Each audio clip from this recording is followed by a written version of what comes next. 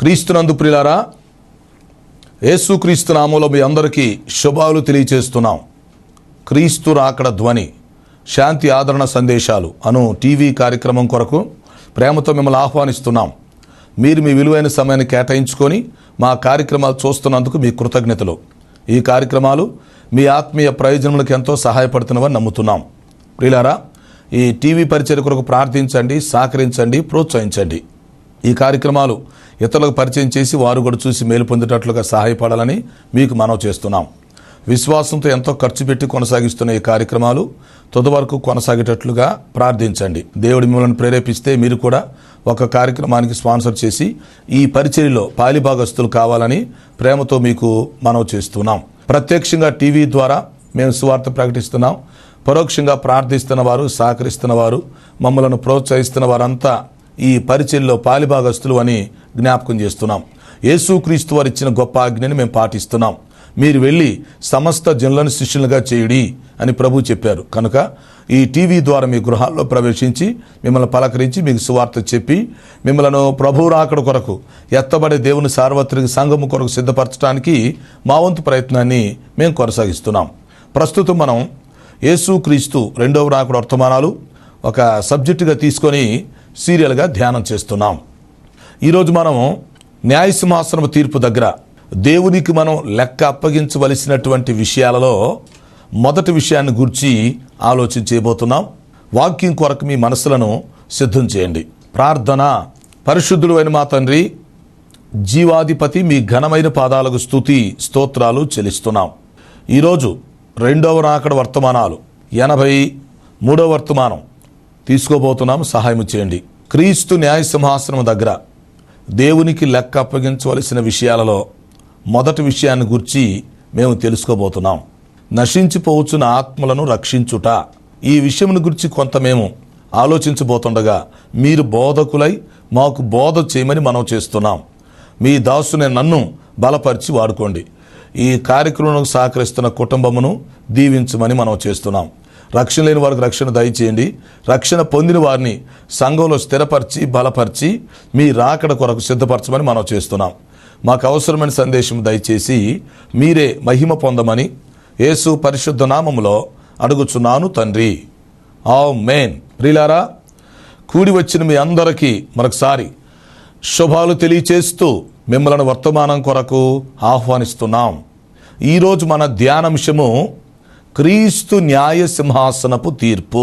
దేవునికి న్యాయపీఠము దగ్గర మనము ఏ విషయములను గూర్చి లెక్క అప్పగించాలి. అందులో మొదటి విషయం నశించిపోవచ్చున్న ఆత్మలను గూర్చి దేవునికి మనం ఎందుకు ఎలా లెక్క అప్పగించాలో ఈరోజు మనం ధ్యానం చేయబోతున్నాం, ఆలోచించబోతున్నాం. వాక్యం కొరకు మీ మనసులను సిద్ధం చేయండి.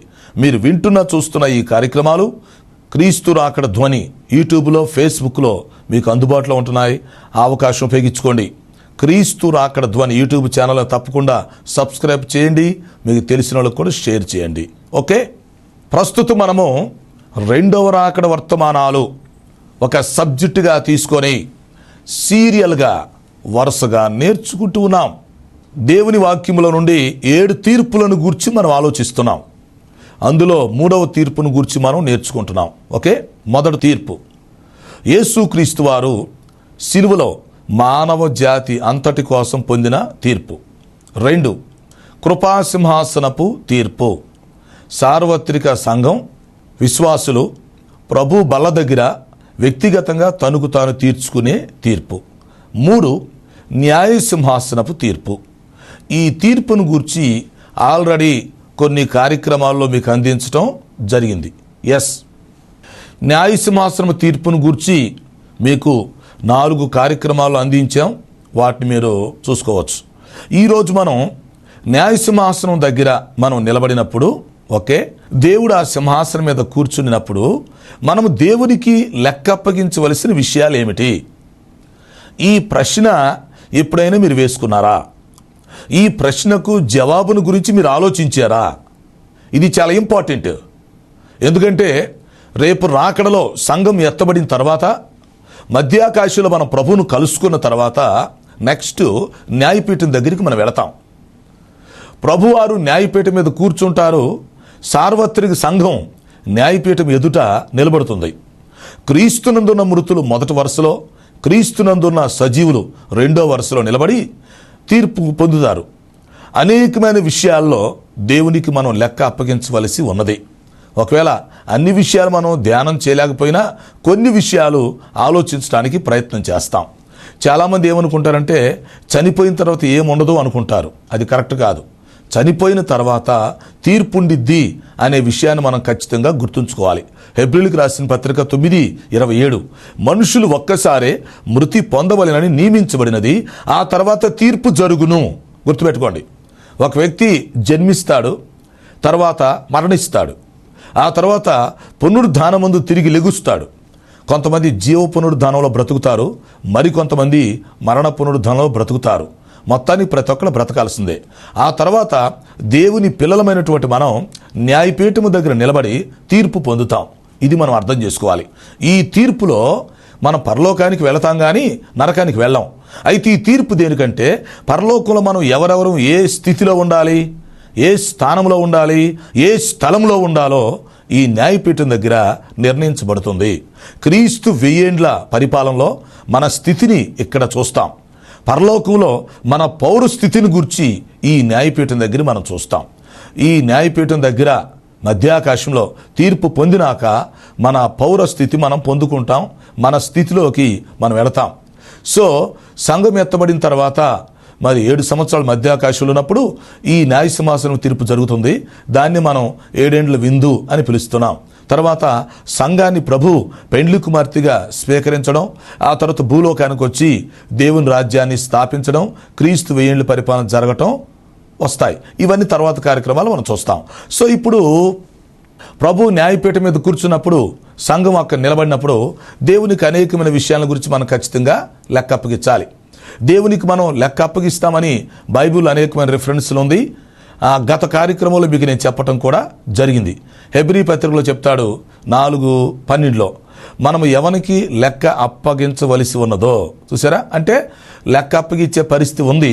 ఒకరికి మనం లెక్క అప్పగించాలి. ప్రభువైన యేసుక్రీస్తు వారికి మనం ఎవరికి లెక్క అప్పగించవలసి ఉన్నదో ఆ దేవుని కన్నుల ఎదుట ఏది మరుగు చేయబడక సమస్తము తేటగా కనిపిస్తూ ఉంది. సో దేవునికి సమస్తం తెలుసు. సమస్తం గురించి దేవుడికి మనం లెక్క అప్పగించాలి. ఆ విషయాన్ని మనం ముందుగానే తెలుసుకొని ఉండాలి. మనం మరణించిన తర్వాత పునరుద్ధానం జరిగిద్దని మనం తెలుసుకోవాలి. ఖచ్చితంగా మనందరం బ్రతుకుతాం. జీవ పునరుద్ధానంలో కొంతమంది బ్రతుకుతారు, మరణ పునరుద్ధానంలో కొంతమంది బ్రతుకుతారు. రక్షణ పొందినోళ్ళు జీవ పునరుద్ధానంలో బ్రతుకుతారు, రక్షణ పొందినోళ్ళు మరణ పునరుద్ధానంలో బ్రతుకుతారు. రక్షణ పొందిన మనం న్యాయపీఠం దగ్గర నిలబడి దేవునికి కొన్ని విషయాల్లో లెక్క అప్పగించాలి. అందులో మొదటి విషయాన్ని గురించి ఇప్పుడు చూద్దాం. దేవునికి మనం లెక్క అప్పగించవలసిన విషయాల్లో ముఖ్యమైనది నశించిపోవచ్చున్న ఆత్మలను గూర్చి. ఇది చాలా జాగ్రత్తగా వినాలి, సీరియస్గా తీసుకోవాలి, ఇంపార్టెంట్.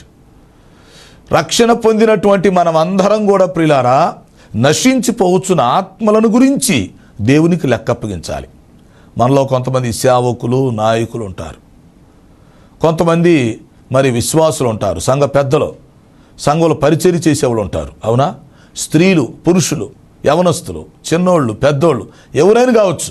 ఓకే, మనం ఎప్పుడైతే రక్షణ పొందామో రక్షణ పొందిన వెంటనే మన మీద ఒక బాధ్యత పెట్టబడింది, ఒక పని మనకు అప్పగించబడింది, ఒక పరిచర్య మనకు అప్పగించబడింది. ఆ విషయాన్ని మనం అర్థం చేసుకోవాలి. నేను రక్షించబడ్డానండి, నేను విశ్వాసినండి, నేను సేవకునండి అంటే కుదరదు. మనం రక్షించబడ్డాం, ఓకే. తర్వాత మనం న్యాయపీఠం దగ్గర నిలబడతాం, అక్కడ తీర్పు పొందుతాం, దేవునికి కొన్ని విషయాల్లో లెక్క అప్పగిస్తాం. అందులో ఒకటేంటి, ఈ నశించిపోతున్న ఆత్మలను గూర్చినటువంటి లెక్క మనం అప్పగించాలి. అంటే ఇక్కడ ఒక విషయం గమనించండి. ప్రతి వ్యక్తి 2 బాధ్యతలు కలిగి ఉంటాడు. ఒకటి తన సొంత ఆత్మను రక్షించుకోవడం. ప్రతి వ్యక్తి తన ఆత్మను ముందు రక్షించుకోవాలి. నా ఆత్మను నేను రక్షించుకోవాలి, నీ ఆత్మను రక్షించుకోవాలి. అది మన మొదటి బాధ్యత.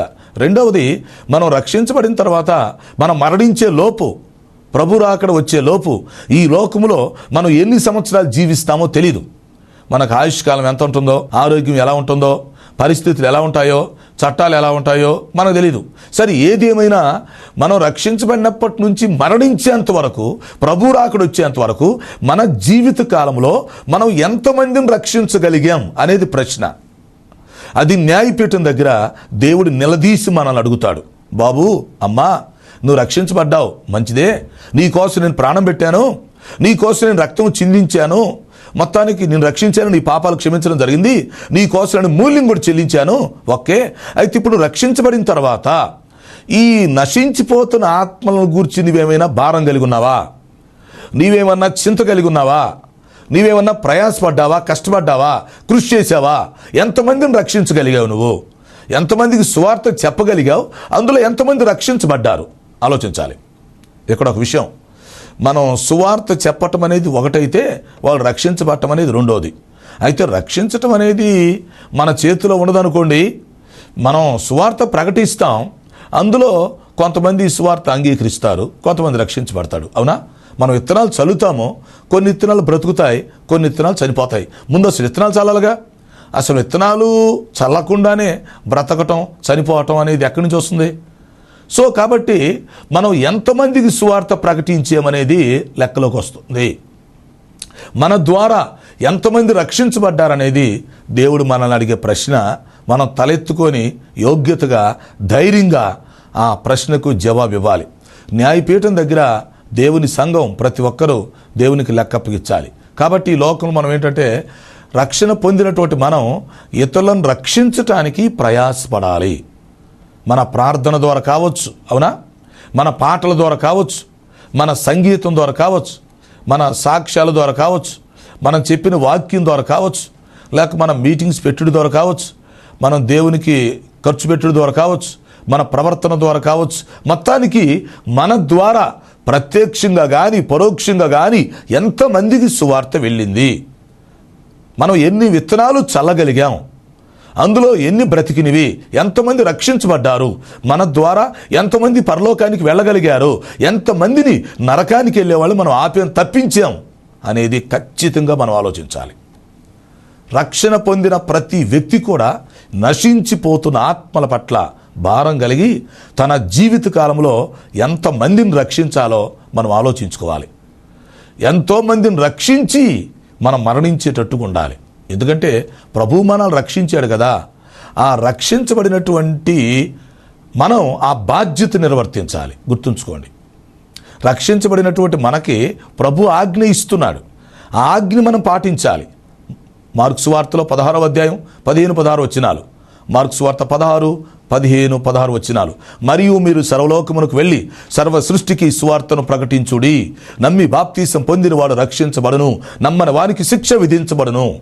యేసు ప్రభు ఇస్తున్నటువంటి ఈ గొప్ప ఈ సువార్త ఆజ్ఞ రక్షణ పొందిన ప్రతి ఒక్కరికి వర్తిస్తుంది. ఇది సార్వత్రిక సంఘమునకు సంబంధించింది. ప్రభు చెప్తున్నాడు, మీరు సర్వలోకానికి వెళ్ళండి, సర్వ సృష్టికి సువార్తను ప్రకటించండి. ఎవరైతే సువార్తను అంగీకరించి నమ్మి బాప్తిస్మం తీసుకుంటారో వారు రక్షించబడతారు. నమ్మని వానికి నేను రెండవ రాకలో వచ్చినప్పుడు శిక్ష విధిస్తాను అని ప్రభు చెప్పాడు. అందువల్ల ప్రియులారా, మనం ఏం చేయాలంటే నశించిపోతున్న ఆత్మల పట్ల భారం కలిగి ఉండాలి. వారి కోసం మనం ఉపవాసం ఉండి కన్నీరు కార్చి ప్రార్థన చేసేవారిగా ఉండాలి. కొన్నిసార్లు మనం సువార్త చెప్పలేకపోవచ్చు, చెప్పటం చేత కాకపోవచ్చు, ధైర్యం చాలకపోవచ్చు, అవకాశాలు రాకపోవచ్చు. అయినా ఒక విషయం ఉంది, వారి కోసం మనం ప్రార్థన చేయొచ్చు కదా. ఈ నశించిపోతున్న ఆత్మల పేర్లు మనం రాసుకొని, మనకు తెలిసిన వాళ్ళ పేర్లు, తెలియని వాళ్ళ పేర్లు, మన సొంత కుటుంబీకులు లేక బయటోళ్ళు, ఎంతమంది పేర్లు మనం రాసుకొని ఆ లిస్టు కోసం మనం ప్రార్థన చేస్తానని చెప్పండి. ఒక్కొక్క రోజు నీ ప్రార్థన లిస్టులో ఎంతమంది పేర్లు ఉన్నాయి? ఎంతమంది కోసం నువ్వు కన్నీరు కార్చి ప్రార్థన చేస్తున్నావు? సో నువ్వు ఉపవాసం ఉండి ప్రార్థన చేసిన దాన్ని బట్టి, నువ్వు కన్నీరు కార్చిన దాన్ని బట్టి, నువ్వు మొరపెట్టిన దాన్ని బట్టి దేవుడు కొంతమందిని రక్షించవచ్చు కదా. ఒకవేళ నువ్వు సువార్త చెప్పకపోయినా దేవుడు వేరే వ్యక్తిని పంపించి ఆ వ్యక్తికి సువార్త చెప్పించి అతను రక్షించవచ్చు కదా. సో ముందు మన ప్రార్థన ద్వారా ఎంతమంది కోసం మనం ప్రార్థన సహాయం అందించగలుగుతున్నాం చూసుకోవాలి. అన్ని సహాయాల కంటే గొప్పది ప్రార్థన సహాయం. అన్నిటికంటే శక్తివంతమైన ఆయుధం ప్రార్థన. కాబట్టి మనం కొంతమంది కోసం ప్రార్థన చేస్తున్నప్పుడు దేవుడు వారిని రక్షించవచ్చు. లేదా మనం కొన్నిసార్లు పాటలు పాడుతున్నప్పుడు మన పాటలు విని కొంతమంది రక్షణ పొందవచ్చు. దాన్ని ఏముంది? మన పాటలు విని కొంతమంది రక్షించబడవచ్చు. శ్రీలంక దేశంలో సిస్టర్ బెరిల్ అని ఒక మిషనరీ ఉన్నారు. ఆమె భయంకరమైనటువంటి నాస్తికురాలుగా ఉంది. దేవుడు ఉన్నాడు అని చెప్తే అంత కోపం, దేవుడు ఉన్నాడు అని చెప్తే వాళ్ళని కొట్టి మాట్లాడేది, అంత కోపం, రోషం. అలాంటి ఆమె ఒక మీటింగ్లో కూర్చుండి ఒక వ్యక్తి సిలువను గురించి పాట పాడుతుంటే ఆ పాట వింటూ కన్నీరు కార్చి రక్షించబడింది. జస్ట్ ఒక పాట. కాబట్టి ఒక వ్యక్తి రక్షించబడటానికి అవకాశం ఎలాగైనా ఉండొచ్చు, మనం చెప్పలేం. ఇక్కడ ఆత్మ రక్షించబడటం అనేది ముఖ్యం. మన ప్రార్థన ద్వారా కొంతమంది మారవచ్చు, మన పాటల ద్వారా కొంతమంది మారవచ్చు. పాటలు, సంగీతం రాళ్లను కరగతీస్తుంది. అంటే కఠినమైన హృదయాలను మార్చగలిగిన శక్తి ఓ పాటకుంది. అలాగే మనం సాక్ష్యం చెప్పొచ్చు, మన సాక్ష్యం ద్వారా చాలామంది మారవచ్చు కదా. లేదా మన వాక్యం చెప్పొచ్చు, వాక్యం ద్వారా మారవచ్చు. మనం చేసే పరిచర్య ద్వారా, తర్వాత మన ప్రవర్తన చూసి కొన్ని మీటింగ్స్ మనం పెట్టినప్పుడు కన్వీనర్స్గా ఉండి ఆ మీటింగ్స్లో కొంతమంది రక్షణ పొందవచ్చు, అందులో మనకు భాగం రావచ్చు. సో ఈ విధంగా ఒకటి ఆలోచించండి. మనం రక్షించబడ్డాం, ఓకే. మనం ఈ లోకంలో కొన్ని సంవత్సరాలు జీవిస్తాం, తర్వాత మరణిస్తాం, ఇలాగ ప్రభు దగ్గరికి వెళ్ళిపోతాం. అయితే మన జీవిత కాలంలో మనము ఎంతమందికి సువార్త చెప్పగలిగాం? అది ప్రశ్న. ప్రత్యక్షంగా కానీ పరోక్షంగా కానీ మన ద్వారా ఎంతమంది రక్షించబడ్డారు అనేది దేవుడి లెక్కలోనికి తీసుకుంటాడు. అందుకని పౌలు గారు ఏమన్నాడు? రోమీయులకు రాసిన పత్రికలో చూడండి, 1:12-14 వరకు మీరు చూడండి. అక్కడ ఏమంటాడంటే, యూదులకును గ్రీసు దేశస్థులకును జ్ఞానులకును మూఢులకును నేను రుణస్థుడను, నాకు చేతనైనంత వరకు నేను సువార్త ప్రకటిస్తాను. రోమాలో ఉన్న మీకును సువార్త ప్రకటించటానికి నేను సిద్ధంగా ఉన్నాను. సువార్త ప్రకటించవలసిన భారం నా మీద ఉంది. సువార్త ప్రకటించకపోతే నాకు శ్రమ అన్నాడు. కాబట్టి సువార్త ప్రకటించవలసిన భారం నా మీద ఉంది, మనందరి మీద ఆ భారం ఉంది. సువార్త ప్రకటించకపోతే మనకు శ్రమ. మనం అందరికీ రుణపడి ఉన్నాం. ఎందుకో తెలుసా? ప్రభు మనల్ని రక్షించుకున్నాడు కనుక మనం రుణపడి ఉన్నాం ప్రభుకి. ఆ రుణాన్ని మనం ఎలా తీర్చగలుగుతాం? మనం ఇతరులను రక్షించినప్పుడు మన రక్షణ రుణాన్ని మనం తీర్చగలుగుతాం. మనం రక్షించబడినప్పుడు ప్రభుకు రుణపడ్డాం. ఎప్పుడైతే మనం ఇతరులను రక్షిస్తామో ఆ రక్షణ రుణాన్ని మనం తీర్చుకోగలుగుతాం. అందువల్ల ప్రతి ఒక్కరు కూడా ఈ నశించిపోతున్న ఆత్మల పట్ల భారం కలిగి ఆత్మల సంపాదన కలిగి ఉండాలి. ఆత్మ రక్షించడానికి ప్రయాసపడాలి. ఒక వ్యక్తిని రక్షిస్తే సింపుల్గా చెప్పాలంటే 1 కోటి రూపాయలతో సమానం అనుకోవచ్చు, ఇంకా ఎక్కువే. మన జీవితకాలం అంతా ఒక జాబు చేసో, ఒక పదవి చేసో, వ్యవసాయం చేసో, వ్యాపారం చేసో మనం ఎంత సంపాదించగలమో ఒక నశించిపోతున్న ఆత్మను రక్షిస్తే అంతకంటే ఎక్కువ ప్రతిఫలం ఉండిద్దని మనం అర్థం చేసుకోవాలి. కనుక ఆత్మల సంపాదన మనకు తెలియాలి, ఆత్మల విలువ మనకు తెలియాలి. ఈ లోకంలో మనం ఎంత కష్టపడ్డా పర్వాలేదు, నష్టపోయినా పర్వాలేదు, హింసలు వచ్చినా శ్రమలు వచ్చినా పర్వాలేదు, కానీ మన ద్వారా ఎంతమంది రక్షించబడ్డారు? నరకానికి వెళ్ళే వారిని ఎంతమందిని మనం ఆపగలిగాం? న్యాయపీఠం దగ్గర ప్రభువుకు మనం ఎలా సమాధానం చెప్పగలం? ఆలోచించాలి. ఎస్, చార్లెస్ స్పర్జన్ అనే భక్తుడు చెప్తాడు, ఒక వ్యక్తి రక్షించబడిన తర్వాత ఇతరులకు సువార్త ప్రకటించకపోతే, ఆత్మలను రక్షించకపోతే అతని రక్షణలో ఏదో లోపం ఉంది, అతడు పొందిన రక్షణ సరైనది కాదు అంటాడు. అది కొన్నిసార్లు వాస్తవం అనిపిస్తూ ఉంది. నిజంగా ఒక వ్యక్తి రక్షణ పొందినప్పుడు అతడు ఇతరులకు సువార్త చెప్పకుండా ఎలా ఉండగలడు? రక్షణ పొందిన వ్యక్తిలో పరిశుద్ధాత్మ ఉన్నప్పుడు ఖచ్చితంగా ఆత్మల భారం, ఆత్మలను గూర్చినటువంటి మంట మండుతూ ఉండిద్ది అన్నమాట. సువార్త ప్రకటించకపోతే లోపల హృదయంలో మంట మండుతూ ఉండిద్ది. అది పరిశుద్ధాత్మ మండించే మంట. అందువల్ల నిజమైన రక్షణ పొందిన వాళ్ళు ఖచ్చితంగా సువార్త ప్రకటిస్తారు. మనము ఈ సువార్త అనే విత్తనాలు చల్లాలి, ఆత్మలను రక్షించాలి, ఆత్మలు సంపాదించాలి, ఆత్మల పంట కొయ్యాలి. అది మనం అర్థం చేసుకోవాలి. విలియం బూత్ రక్షణ సైన్య వ్యవస్థాపకుడు ఏమని ప్రార్థన చేస్తున్నాడో తెలుసునా? ప్రభువా, చాలామంది నశించి నరకానికి పోతున్నారు. ఈ నరకానికి పోయే వారి పట్ల మాకు భారం కలిగించండి. మేమందరం ఒక్కొక్కరు ఒక ఇటుకురాయిలాగా తయారై ఎవరు నరకానికి వెళ్లకుండా ఒక గోడలాగా కట్టబడితే మేలు అన్నాడు. నిజమే, మనందరం ఒక్కొక్కరు ఒక ఇటుకురాయి లాంటి వాళ్ళం. రక్షణ పొందిన వాళ్ళందరం, రక్షణ పొందిన వాళ్ళు మనం అందరం ఒక గోడలాగా కట్టబడి నరకానికి అడ్డంగా ఉంటే ఈ నశించిపోయేవాళ్ళు నరకానికి వెళ్లకుండా ఆగుతారు. ఆ నశించిపోయేవారిని మనం రక్షించగలుగుతాం. అంతే కదా, ఆయన అంటాడు, ప్రభువా విశ్వాసులైన వారందరినీ ఒకరోజు నరకంలో ఉంచి బయటికి తీసుకురండి, నరకంలో వీళ్ళకి ట్రైనింగ్ ఇవ్వండి, అప్పుడు వీళ్ళకి నరకం ఉంది అనే సంగతి తెలుస్తుంది, నరకం ఎలా ఉండిద్దో కూడా తెలుస్తుంది. వీళ్ళు ఒకరోజు బాధ అనిపించి వస్తే అప్పుడు నశించిపోతున్న ఆత్మల పట్ల వీళ్ళకి భారం కలుగుతుంది, నరకానికి ఎవరు వెళ్లకుండా వీళ్ళు ప్రయత్నం చేస్తారు అని ప్రార్థన చేస్తాడు. అంటే ఆయన ఉద్దేశం విశ్వాసులు మనం నరకానికి వెళ్ళాలని కాదు, కానీ నశించిపోతున్న ఆత్మల పట్ల మనకు భారం కలగాలంటే అసలు నరకం అంటే ఏంటో మనం చూసి రావాలంటాడు ఆయన.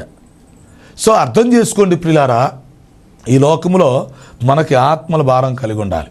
మనం చనిపోయే లోపు ఎంతమందిని పరలోకానికి తీసుకుని వెళ్ళగలం, అలాగే ఎంతమందిని నరకానికి వెళ్లకుండా ఆపగలం అనేది మన గురిగా పెట్టుకోవాలి. నా జీవితంలో ఇంతమందిని నేను పరలోకానికి తీసుకెళ్ళాను, ఓకే, లేక ఇంతమందిని నరకానికి వెళ్లకుండా ఆపగలిగాను, ఈ ఆలోచన మనకు ఉండాలి. అంతేగాని మనం రక్షించబడ్డామని చెప్పుకుంటే ఉపయోగం ఏంటి? రక్షించబడిన ప్రతి వ్యక్తి కూడా ఈ నశించిపోతున్న ఆత్మలను గురించి న్యాయపీఠం దగ్గర దేవునికి లెక్క అప్పగించాలి. ఆ విషయాన్ని గమనించుకోవాలి. ప్రతిరోజు దేవుడు మనకిచ్చినటువంటి ఆయుష్కాలం, ఈ ఆరోగ్యం, అవునా, ఈ అవకాశాలు, ఈ తలంతులు ఉపయోగించుకొని మనం ఇతరులను రక్షించడానికి ప్రయత్నం చేయాలి. ప్రార్థన రూపంలో మనం కొంతమందిని మార్చవచ్చు, వాక్యం చెప్పి సాక్ష్యం చెప్పి ఏదో ఒక రకంగా మనకు ఎలా అవకాశం కుదిరితే అలాగా మన అవకాశాలు మనం ఉపయోగించుకొని చక్కగా నశించిపోతున్న ఆత్మను రక్షించడానికి ప్రయత్నం చేయాలి.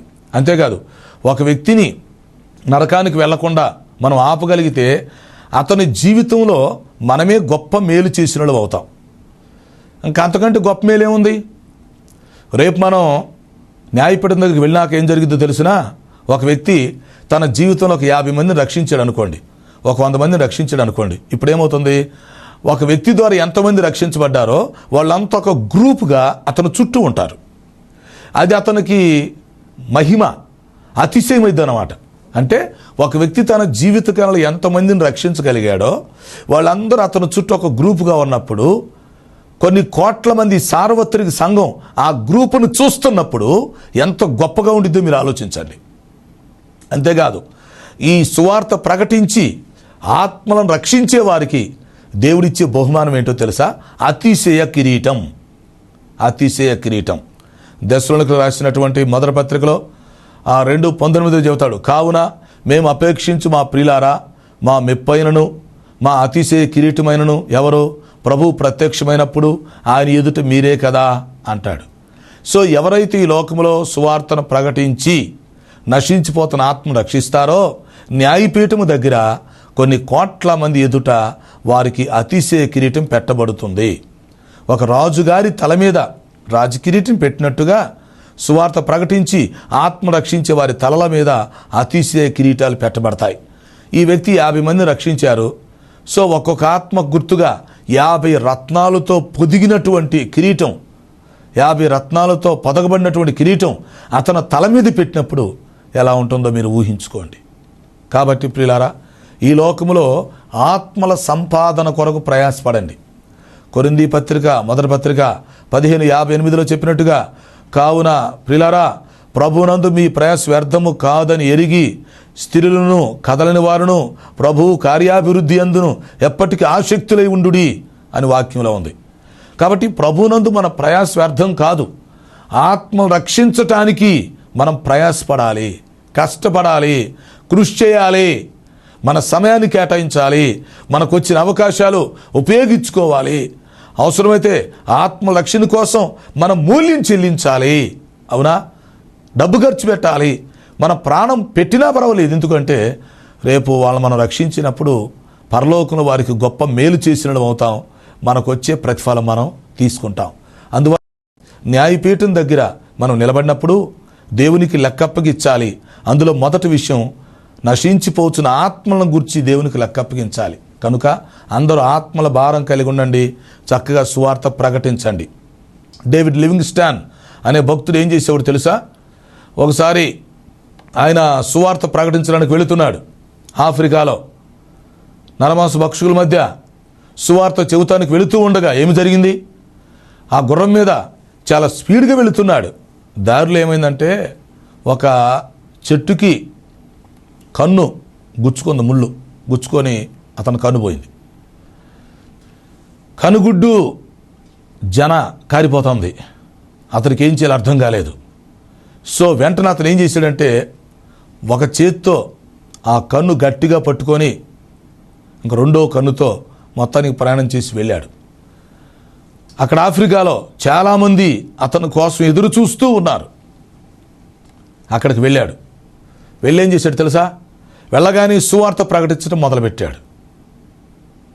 ఒకవైపు కన్ను పోయింది, చాలా బాధ కలుగుతూ ఉంది. అయితే వారికి సువార్త ప్రకటిస్తూ ఉన్నాడు. ఆ రోజు ఆ సువార్త విని చాలామంది రక్షించబడి వారి పాపాలు ఒప్పుకొని పశ్చాత్తాపడ్డారు. చాలామంది దేవుని బిడ్డలుగా మార్చబడ్డారు. ఆ మీటింగ్ అయిపోయిన తర్వాత అతడు చెయ్యి తీస్తే ఆ కంటిలో నుంచి జన కారిపోయింది, ఆ కనుగుడు పడిపోయింది. అప్పుడు వాళ్ళందరూ చూసి ఏడ్చారు, అయ్యా ఏమిటి ఇలా చేశావు, ఎందుకు ఈ కన్ను గురించి మాకు చెప్పలేదు అని వాళ్ళు ఏడుస్తూ ఉంటే ఆయన చెప్పాడు, నాకు ఒక కన్ను పోయినా పర్వాలేదు, ఈ మీటింగ్లో వాక్యం చెప్పగలిగాను, మిమ్మల్ని కొంతమందిని రక్షించగలిగాను. ఈ విషయం నేను ముందు మీకు చెప్పుంటే, లేక నేను ఆగిపోయి ఉంటే ఈ మీటింగ్ జరగదు కదా, మీరందరూ నరకానికి వెళ్ళేవాళ్ళు. కాకపోతే నేను మీకు చెప్పనందువల్ల ఈ మీటింగ్ జరిగింది. మీరు ఇప్పుడు కొంతమంది రక్షించబడి దేవుని రాజ్యానికి వారసులు అవుతున్నారు, సంతోషం. నా కన్ను పైన పర్వాలేదు, మీరు కొంతమంది రక్షించబడ్డారు, నేను సంతోషిస్తానన్నాడు. అవును ప్రియులారా, మనం ఆత్మల పట్ల భారం కలిగి ఉండాలి. ఈ లోకంలో కొన్ని శ్రమలు వస్తాయి, కష్టాలు వస్తాయి, నిందలు వస్తాయి. ఏదేమైనా మనం పరలోకానికి వెళ్ళే లోపు మరికొంతమందిని పరలోకానికి తీసుకెళ్ళిన స్థితి మనకు కావాలి. న్యాయపీఠం దగ్గర ప్రభు మనల్ని మెచ్చుకుంటాడు, తగిన బహుమానం మనకి ఇస్తాడు. కాబట్టి ప్రతి ఒక్కరూ పెద్ద మనసు కలిగి నశించిపోతున్న ఆత్మల పట్ల భారము కలిగి ఈ లోకంలో మరి సువార్తను ప్రకటించి సేవ చేసి ఆత్మలను రక్షించాలని, దేవుని దగ్గర మంచి బహుమానం పొందుకునే స్థితిలో ఉండాలని వాక్యం ద్వారా మిమ్మల్ని హెచ్చరిస్తున్నాం. అట్టి కృపను దేవుడు మనందరికీ దయచేయును గాక. ప్రార్థన. తండ్రి నీకు స్తోత్రాలు, విన్న వర్తమానం మా హృదయాల్లో ఫలింపు చేయమని మనం చేస్తున్నాం. న్యాయపీఠం కొరకు మమ్మల్ని సిద్ధపరచండి. రక్షణ లేని వారికి రక్షణ దయచేయండి. సమస్యలతో, అనారోగ్యతతో, అవసరాలతో ఉన్న వారికి సహాయం చేసి మహిమ పొందమని యేసు పరిశుద్ధ నామములో అడుగుచున్నాను తండ్రి, ఆమేన్. తండ్రి, కుమార, పరిశుద్ధాత్మ త్రియేక దేవుని దీవెన మనకు తోడే నడిపించును గాక. ఆమేన్, ఆమేన్. ప్రియులారా, ఈ కార్యక్రమాలకు మీరు స్పాన్సర్ చేయాలని ఆశించినట్లయితే మా సెల్ ఫోన్ నెంబర్కి SMS చేయాలని మీకు మనం చేస్తున్నాం. 9440402368 9440402368. God bless you.